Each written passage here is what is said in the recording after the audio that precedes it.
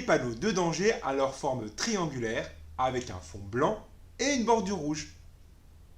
Et si le fond est jaune, il s'agit d'un panneau temporaire. L'idée est de vous prévenir en amont du danger. Comme ça vous laisse le temps d'adapter votre allure, de ralentir, voire de vous arrêter ou même de contourner l'obstacle. Bref, d'anticiper. Donc, en agglomération, ils sont placés environ 50 mètres avant le danger. Et quelquefois, moins si la configuration des lieux ne le permet pas. Hors agglomération, pour tenir compte de la vitesse plus élevée à laquelle on circule, ils sont placés à 150 mètres du danger. Tous? Non, un seul fait de la résistance, celui-ci. Il vous annonce que la circulation se fait à double sens dès le panneau. Et comme pour les autres panneaux, si besoin, un panneau saut peut être placé sous le panneau. On fait un petit rappel? Soit le panneau saut vous indique une distance. Dans ce cas, le danger signalé se trouvera à 200 mètres. Attention à ne pas confondre avec ce panneau saut, qui lui comporte deux flèches. Il indique l'étendue du danger. Par exemple, ici, vous allez rencontrer des virages pendant 2 km. Ok, maintenant, vous savez où ils sont implantés. Voyons les dangers qui sont annoncés. Pour ça, vous allez devoir tenir compte du symbole à l'intérieur du panneau. Ou tenir compte du panneau saut quand il n'y a pas de panneau spécifique au danger, comme ici.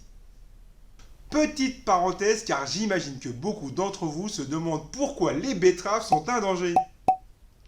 En fait, lors des campagnes betteravières, de nombreux camions transportent les récoltes à l'usine et de la terre sur leurs roues.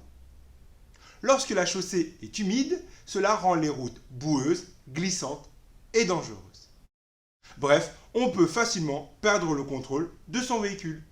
Ok, revenons aux différents panneaux. Déjà, il y a ceux qui annoncent un danger réel.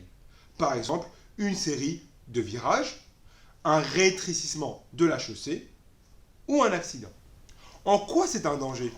Pour les virages, il faudra, dans votre conduite, adapter votre allure pour réduire la force centrifuge et tenir compte du manque de visibilité, en vous préparant par exemple à rencontrer un véhicule lent ou à croiser un véhicule encombrant.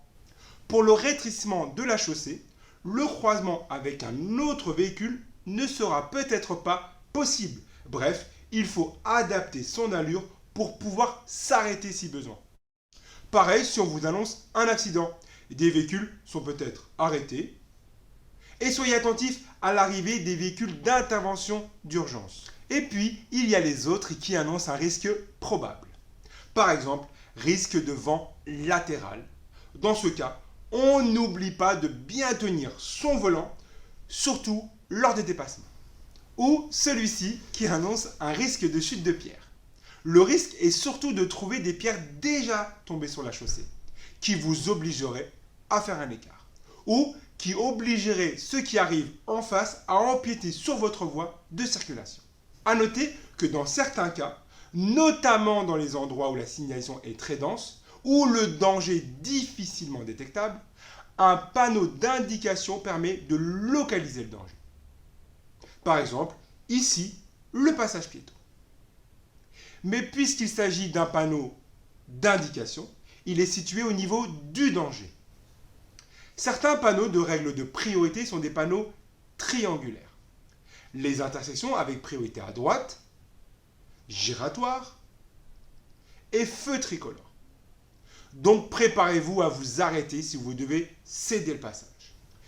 Mais aussi celui-ci. Ce panneau annonce que vous allez aborder une intersection où les autres usagers vont devoir vous céder le passage. Alors, pourquoi on vous le signale?